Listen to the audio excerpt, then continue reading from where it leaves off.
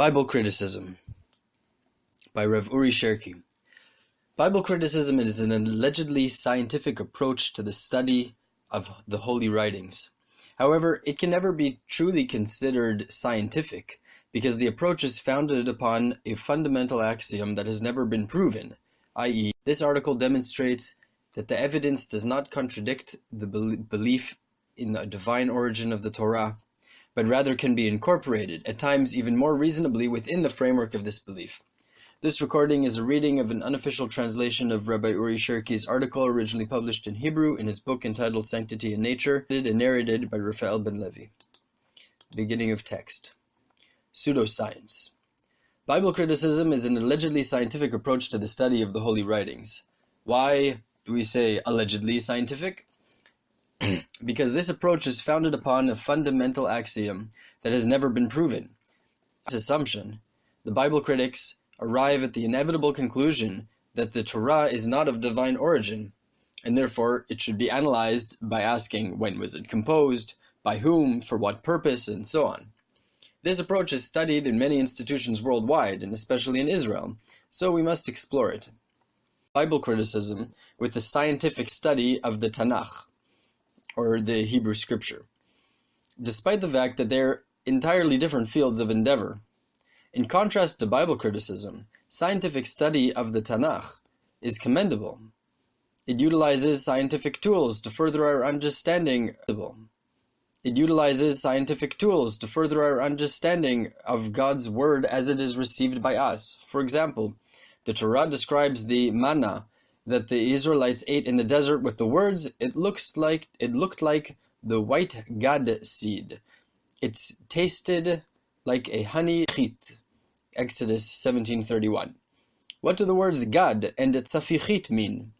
This can be ascertained by cross-referencing the Canaanite literature and other languages related to Hebrew, and this may help us understand the passage.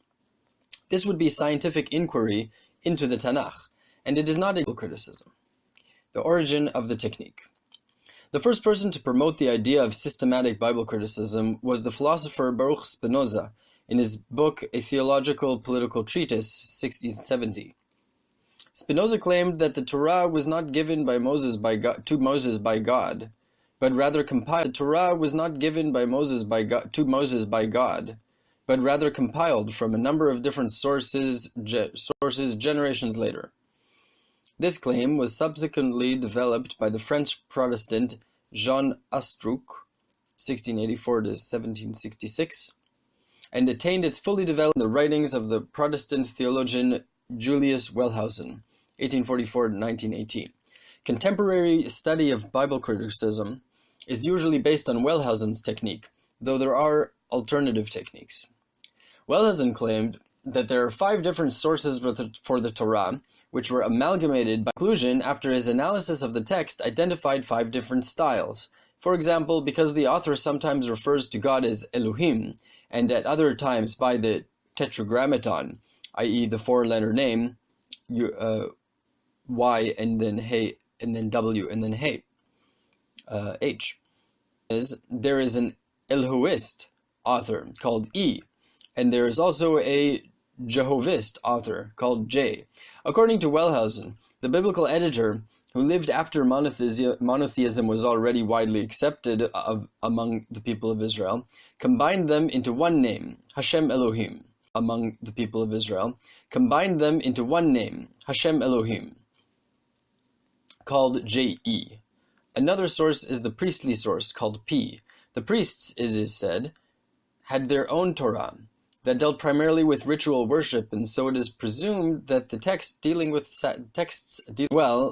logistical information such as lineage, censuses, censai, lists of cities and travels, are attributed to the priestly source, as it is assumed that the priests served as the formal bookkeepers. The 5th source, the Deuteronomist, or D, included in the book of Deuteronomy and Isaiah. In Deuteronomy, there are significant differences in the content and style when compared to the other 4 books. For example, the belief that God is one, Wellhausen's basic assumption was that the Hebrews of Moses' generation believed in many gods, even though this has no manifestation in the Torah. And therefore, because he believed this, he also believed we must conclude that the author of the book of Deuteronomy must have lived in a much later generation.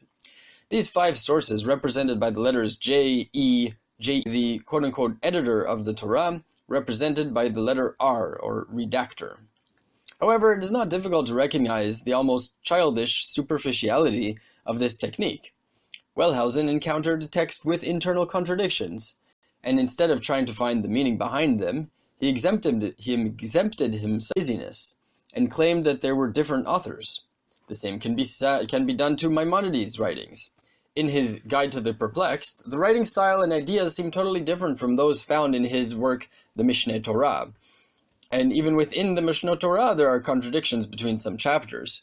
One could easily say that there were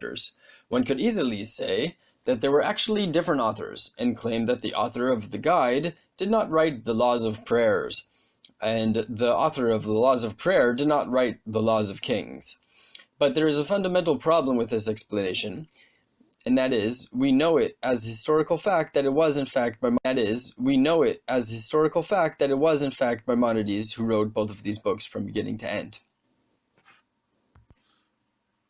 Recently, a study on the Kuzari was published in which the author makes a provocative claim. In some places, Rabbi Judah Halevi shows a strong tendency toward philosophy, nationalism, and sees the land of Israel and the people of Israel as the center of existence.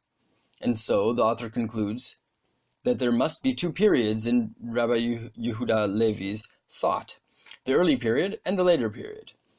In the early period, he tended toward philosophy. In the later period, he tended toward naturalism. It's into 4 types: paragraphs of the early period, paragraphs of the latter period, paragraphs of the early period that reflect the beginnings of the latter thought, and paragraphs of the latter period that include remnants of the earlier thought.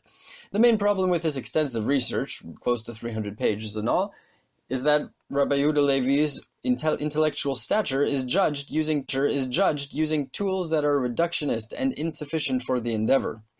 This is even more true regarding the books of prophecy, where the author is not only an individual of great stature, but the messenger of God's words. Contradictions in this context should be approached with the solemnity, and we should be open to seeing the complexity that is inherent in the divine message, instead of trying to deny it. The personality toward which the Tanakh is directed.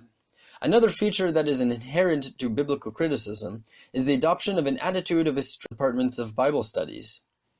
The Jewish biblical critic would say that the Tanakh is an ancient text from our ancestral bookshelf. If there was another book, we would certainly study it as well as part of our national heritage. Within the above approach, all that is left is to analyze the author's intent with objective tools of literary analysis. But the Tanakh is not simply a text of ancient wisdom which found its way onto our bookshelf by chance. Rather, it is a book dealing with the Jewish people and God's spoken message to this people. And so a fundamental part of understanding the Tanakh is familiarity with the human identity to which it is directed, to which it is addressed. The text repeatedly emphasizes, and God spoke to Moses saying, meaning someone is speaking to someone else so that he would pass it on to a third party. This is to teach us into the identity of the children of Israel, to whom the speech is directed, is itself an integral part of the message and its proper meaning. Let us bring an example. If we could interview the audiences in Shakespeare's time and discuss with them the various associations that his plays rouse in them, we would be able to better understand, and if we would try to understand it using a dictionary of Old English. Similarly, because the Jews are the collective to which the Torah is directed, they have the ability to understand its intent. The Jewish biblical critic manifests a certain absurdity in doing his research. He has Jewish roots, but now that he has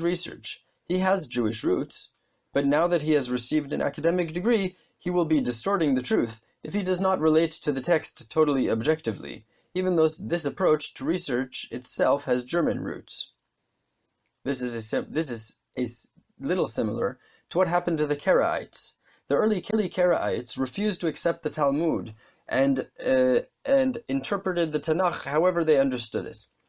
Only after a few generations, they began to consider that maybe the Talmud includes true traditions from the biblical period and accepted parts of it.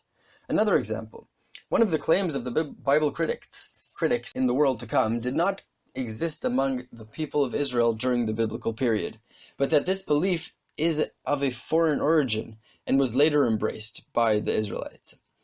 The basis of this claim is that the concepts of world to come and the eternality of the soul do not appear explicitly in the Tanakh. Eternality of the soul do not appear explicitly in the Tanakh.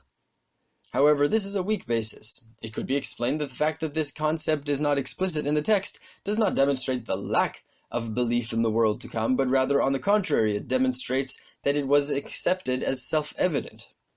When a Hebrew reads the passage, he understands that there is a world to come. If the God that was revealed at Sinai is the one who also created the world, it cannot be that the world would be abandoned and not developed. It cannot be that the God who did such good will not eventually rectify the deficiencies in creation, was present in all generations, but in order to realize this one must ask the Hebrews.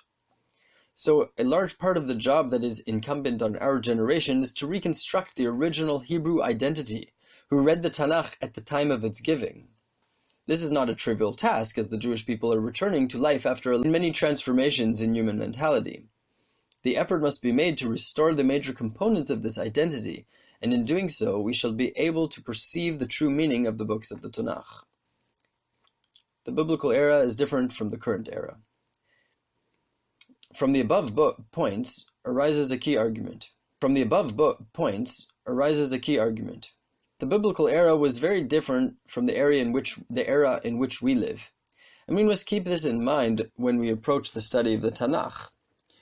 Today, it is extremely difficult to imagine the existence of prophecy, because this phenomenon is effectively non-existent for us. Issues such as God's relationship with the world or the criteria for moral justification had different meanings then. To illustrate this argument, consider the following example. In the second chapter of the passage of the Shema, it can be seen that certain phenomena of nature are dependent on man's behavior. As it says, Deuteronomy 11:16 and 17, "Be careful that your heart not be tempted to go astray and worship other gods, bowing down to them. God's anger will then be directed against you, and he will lock up the sky so that there will be not any rain. The land will not give forth its crops, and you will rapidly vanish from the good land that God is giving to you." In modern eyes, the idea of a connection between man's behavior and rainfall seems mystical and unreal, but for people living in antiquity, this was simple and obvious. Any interruption in the expected rainfall result in the harmony between the higher worlds and the lower worlds, and that it is up to man to rectify it. Something that was taken for granted in those times is entirely foreign to modern man. Another example. Nowadays, the world is divided between believers and non-believers, but in antiquity it was unimaginable for a man to think that God did not exist. It was clear to everyone that there is a God. Instead, the question was, does man serve God as the God of Israel, or does he engage in pagan worship? Furthermore, precisely because the divine presence in the world was so clear, it was easier to make the mistake of serving foreign gods. The prophet Malachi says explicitly that pagan worshippers really mean to serve Hashem, only that they are doing it incorrectly. As Malachi says, chapter 1, verse 11, "For from the rising of the sun until its going, and in every place incense shall be offered unto my name, and a pure offering for my name shall be great among the Gentiles, saith the Lord of hosts." This was a time where all forms of idol worship were prolific throughout humanity. "Place incense shall be offered unto my name." End quote. Even one who sacrifices to Molech or to Zeus is doing this in God's name. If so, when reading the Tanakh, we must be conscious of the fact that the basic concepts of life were fundamentally different from our day. The claims of the critics. Different from our day. The claims of the critics. Let us outline here the main claims of the Bible critics. First, differences in style. The style of the book of Genesis is not the same style as the book of Exodus, and even within chapters of each book, the style changes. Furthermore, the worldview changes between books and between chapters. Something that is praised in one place is denounced in another. For example, in Parshat Mishpatim, it says, "You shall give me your firstborn sons," Exodus 22, verse 28. And the text equates a human firstborn with an animal firstborn. But in Parshat Kitis, the firstborn sons shall be redeemed. Exodus 34:19. The Bible critics' claim is that while Parshat Mishpatim was written by an author that supported human sacrifice, the author of Parshat Kitisa opposed it. There's number 2, factual discrepancies. In Parshat Lech Lecha, the factual discrepancies. In Parshat Lech Lecha, the coming exile in Egypt is said to last for 400 years. But the book of Exodus recounts that the period of this exile was actually shorter. In the book of Samuel 1, it is told how Saul was crowned king by the people in a ceremony involving him.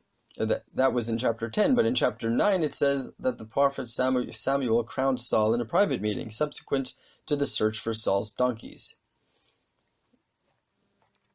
Repeated stories.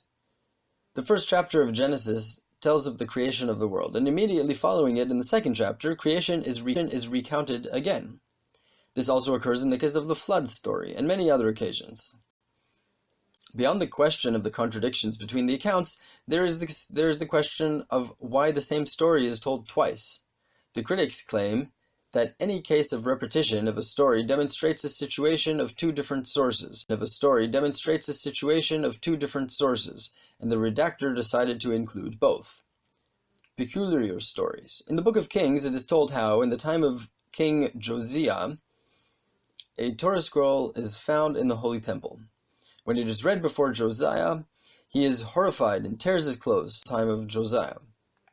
External cultural influence. The archaeological research in Mesopotamia revealed Hammurabi's code of laws. Hammurabi was a lawmaker who lived around the time of Abraham, and his codes contain phrases that are very similar to the phrasing found in the Torah. For example, Exodus 21:35, if one knocks of another person, for example, or an eye for an eye, and the like. The suggestion is made that the authors of the Torah copied codes of laws from previous ancient books of law. In the same fashion, the book of Psalms is compared to Canaanite poetry from the same period, and the book of Proverbs is likened to similar Egyptian literature. Another field that the Bible critics say illustrates external cultural influence is that of God's names. The Canaanites had a principal god called El, and so the critics hypothesized that the name El in the Tanakh has its origins in Canaanite influence. The Egyptians had a god whose name was similar to the name Shaddai, and the Tetragrammaton is similar to that of a Midianite god. Source. The scholars have not found a source for this name amongst the peoples of the region, and they have not found the name of the Midianite god, so this connection between the two is left only as a proposal. Archaeological findings. This refers to archaeological evidence that contradicts, or at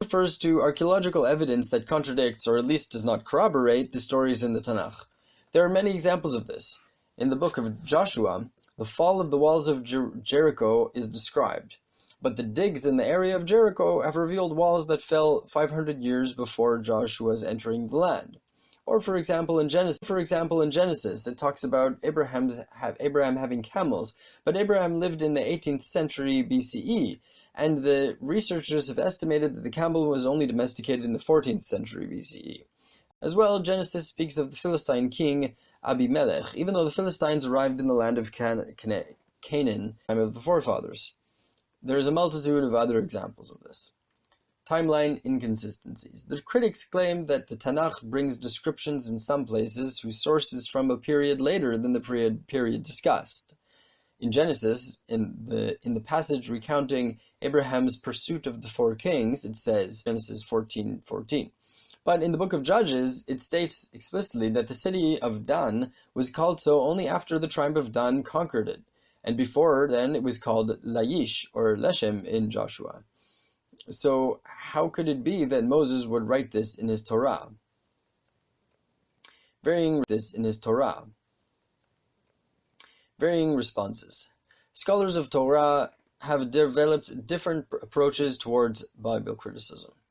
Rabbi David Zvi Hoffman wrote a commentary on the Torah in Germany around 100 years ago, in which he cites the different claims of Bible critics and explains explicitly why they are incorrect. On the other hand, Rabbi Mordechai Brewer claimed that we cannot ignore the logical analysis that was done by the Bible critics, and that we should approach the study of the Torah with all of the tools available to us, including scientific logic. Although he believed that because our fundamental assumption is that the Torah must give an alternative meaning to the critics' analysis. For example, if the first chapter of the book of Genesis and the second chapter differ in content and style, we must accept the contradiction, but in contrast to the Bible critics, we will say that this reflects two different channels of divine providence, not two different authors.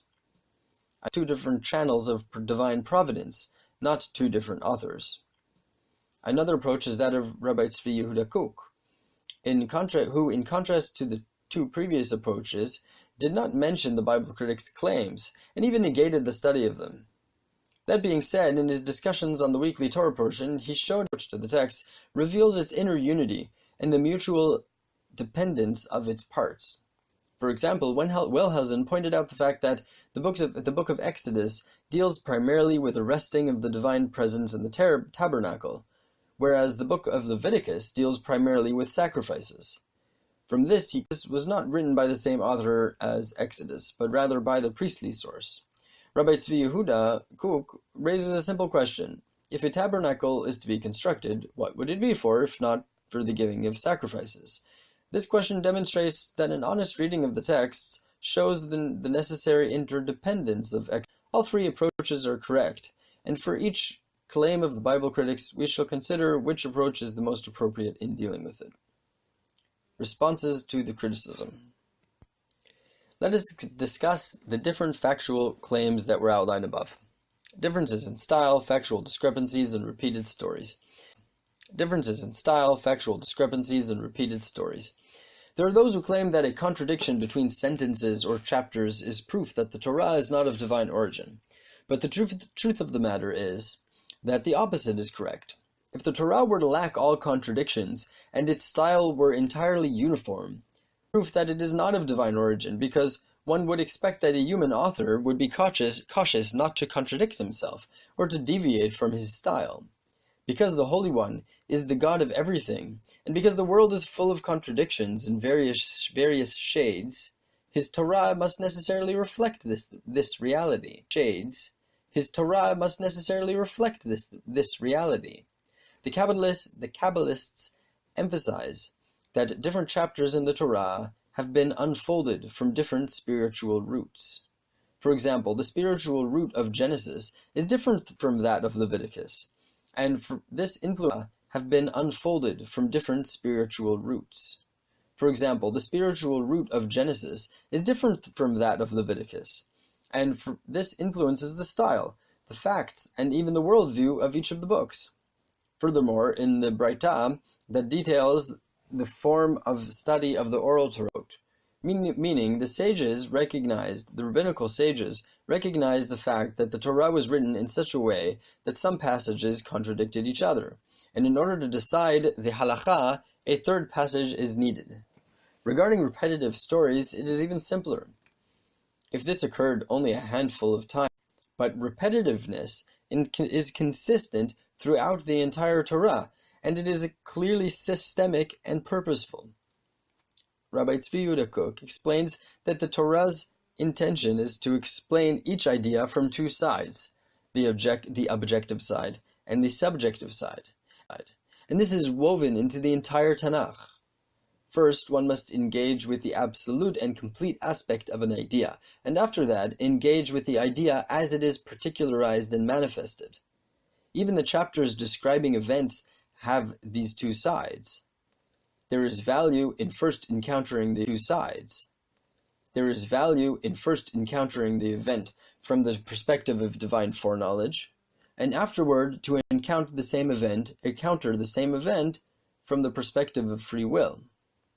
This technique offers an educational message. When man contemplates divine providence and man's action, providence accompanies different human decisions as well as the randomness in daily life. This contemplation is vital when applied to public events. A prime example of this is the question, who established the State of Israel? Was it the movement to return to Zion along with Herzl's vision and a few riots on the part of Abdallah, the king of Jordan? Or was it the covenant that God made with Abraham? The truth is that they are both correct, and in order to tell the story of the establishment of the state, we must tell both sides. Rabbi Breuer took a slightly different approach to explaining the repetitions in the Torah, which was similar to that of the Kabbalists mentioned above. He believed that when the Torah relates a story twice, it is seeking to explain an additional level of divine providence that acted on reality. For example, there is almost no fact in the story of Noah that does not appear twice. The warning of the flood, the commandment to bring the animals into the ark, the construction of the ark, and entry into the ark. Rabbi Breuer explains that the Torah explained in some passage stories. Here, each case must be dealt with individually to assess whether there is truly a basis for a claim of peculiarity. Let us consider the case mentioned earlier, the Torah scroll found in the temple by Josiah. From the background of the story, meaning the king, the fear of punishment, and prophets, it can be demonstrated that the belief in the God of Israel and the practices of worship were well known. But the Bible critics claim that the Israelites only worshipped in a generic fashion and did not observe the commandments as the Torah was not known to them. Now we must pose the question. If the Torah was not known, how was there a temple? If the Israelites knew to build a temple, we can assume that they were familiar with the other commandments as well. Even more so, if we consider the text carefully, it can be concluded that the Torah was familiar to them. It does not say, I found a scroll in God's temple. Kings 2, chapter 28, verse 8. 22, verse 8. It is speaking of a particular and familiar book, the same book that Moses wrote some 800 years prior. Now we must ask, if the book was known, how did it get lost? The answer is relatively simple. How did it get lost? The answer is relatively simple. We are speaking of the time of Josiah, who ruled after decades during which the priests were persecuted by Menashe. Apparently, during this persecution, the Torah scroll was hidden in a special place, whose location was later forgotten. When it was eventually found, the people felt, and Josiah utilized the celebration to encourage the people to leave their idol worshipping. This is a simple explanation that any unbiased reader could easily arrive at. External cultural influence. This issue is both deeper and more expansive than the previous issues. This question of the Bible critics, which aims to undermine the fact of the divine origin of the Torah, is addressed by Rabbi Avraham Yitzchak Cohen Kook along three dimensions in his book Eder HaYakar. The first is that there certainly were righteous and good people in antiquity who had influence on their generation. The Tanakh mentions Shem, Ever, Hanoch, and Methuselah as righteous people who served God, and one would imagine that their influence found expression in ancient codes of law. And so, when we find contrary, this is a sign that the service of God had wide influence on culture. The second dimension, Maimonides teaches in his Guide to the Perplexed that the way of the Torah is to accommodate man and his various tendencies. For example, Maimonides explains that the passages on sacrifices come to serve as a replacement for pagan practices of worship. The question arises then, why did the Torah not simply expressly forbid pagan worship? The reason, according to Maimonides, is that it is not reasonable to demand that people totally reject their inclinations and previous habits, and change their behavior entirely. Therefore, people are in need of concrete expressions of closeness to God. The Torah commanded bringing sacrifices in the service of God. We could continue this train of thought and add that the Torah was given on the backdrop of a particular culture that was a result of various human inclinations, and the Torah conserved them and enhanced them with moral instruction in order to uplift man. Another example can be brought from Nachmanides at comments on the story of marriage. Yibum in Hebrew was an ancient custom that was practiced during the time of the forefathers, as is reflected by the actions of Judah, who sought to Yibum for his sons, Er and Onan. The Torah conserved this ancient practice, but instituted two changes. The first is that in the time of the forefathers, the practice was open to all the relatives of the deceased man, and therefore we see that Judah himself eventually married his widowed daughter-in-law. However, the Torah limited this to the deceased brothers only. The second change is that in the ancient custom, the marriage was obligatory, whereas the Torah provided the option of chalitza, wherein one party may refuse the marriage. The third and deeper dimension is that Hashem's Torah is itself the Torah of all humanity. In the Midrash Safra it is written, "Love your neighbor as yourself," as this is the book of the Chronicles of Man, is an even greater principle. That is to say, Ben Azai believes that the Torah reveals the inner soul of all humanity. Therefore, it is actually expected that the sparks of the Torah will be found across humanity.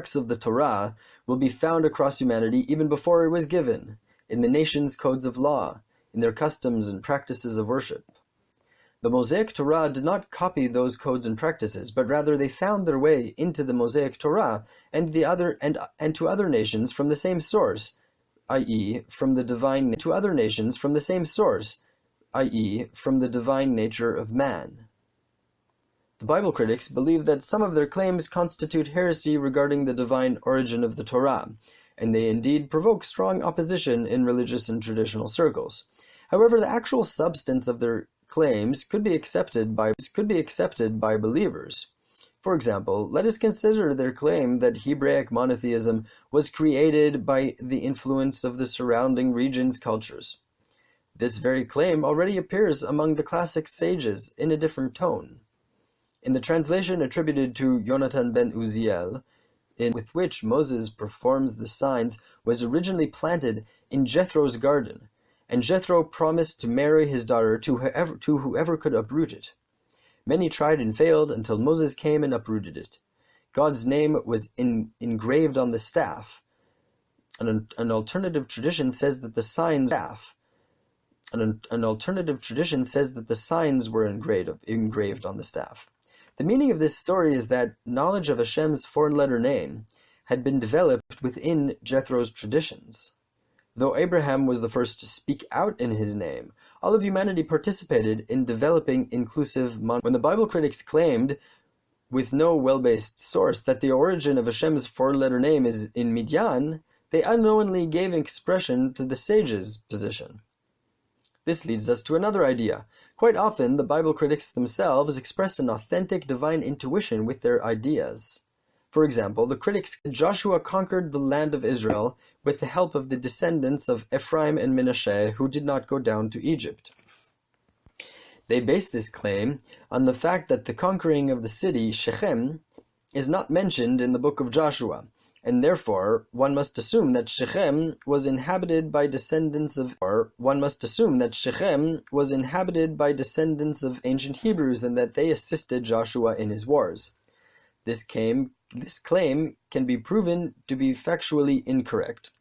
But if we consider another facet of the matter, we can see a correct intuition within the claim. The connection through Rachel. It says, Rachel weeps for her children. Restrain your voice and from weeping and your eyes from tears, for there is a reward for your accomplishment, and your children will return to their border. In Jeremiah 31.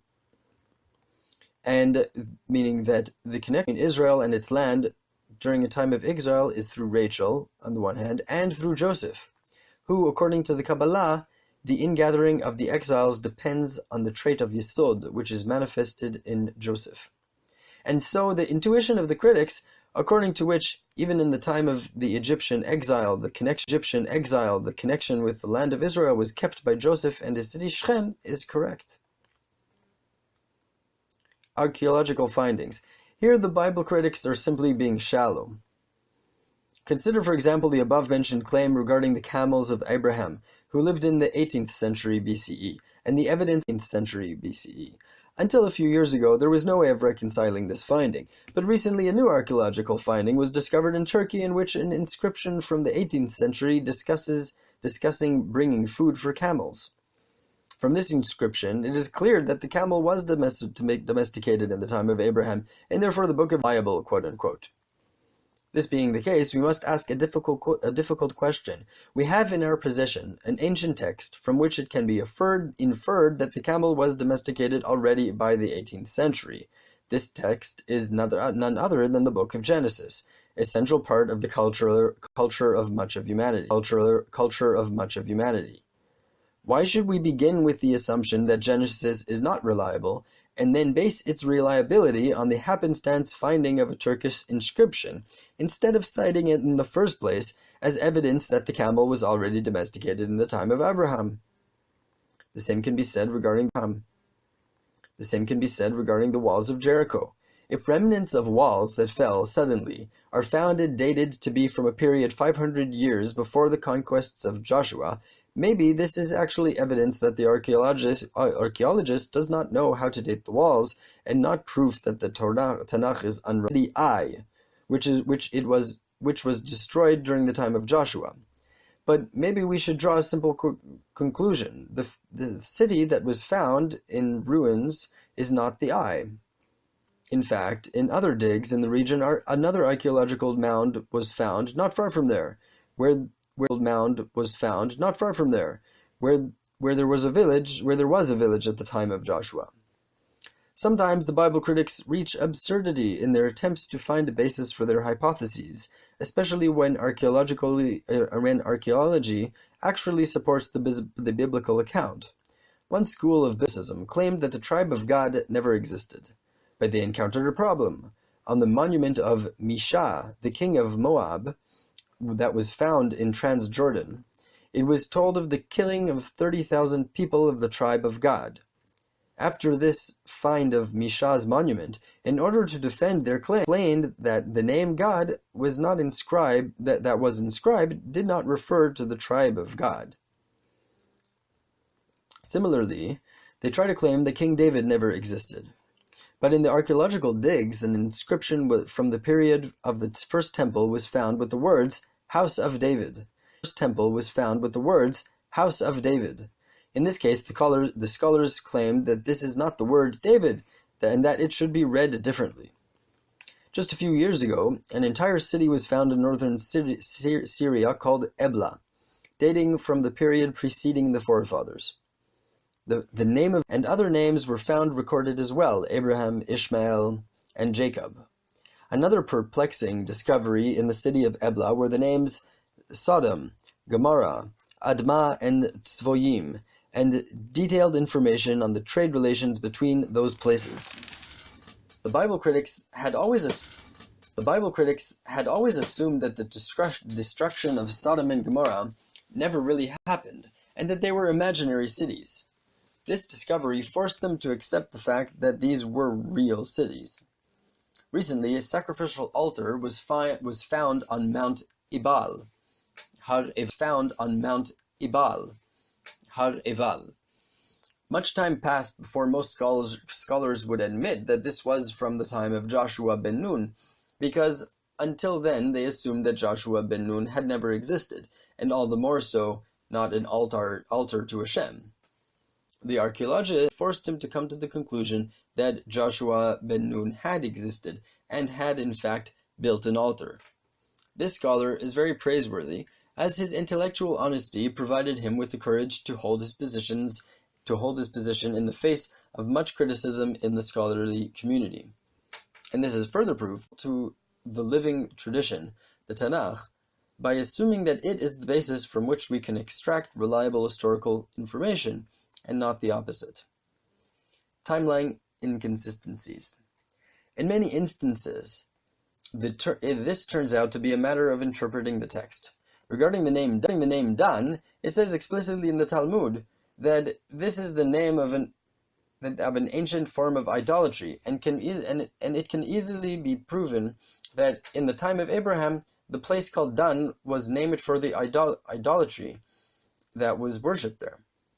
In a later period, the city received a different name, Leshem or Laish, and when the time of Dan conquered the region, they returned its original name, but not because it was not for the sake of the idolatry, but rather in the name of their tribal father Dan. It can be seen that this is a general pattern in the Tanakh. The meaning is not that this was the original name of the place, but rather that a new reason was found to justify calling it this name. For example, Isaac digs a well and finds water. He calls it Shiv'ah, and the text remarks, and he called it Shiv'ah, and so the name of the city is Be'er Sheva until this day. Genesis 26:33. We know that the city of Be'er Sheva was already being called by this name in the time of Abraham, and not because Isaac dug wells there and called it Shiv'ah. Rather, the text is emphasizing that he has truly become worthy of its name.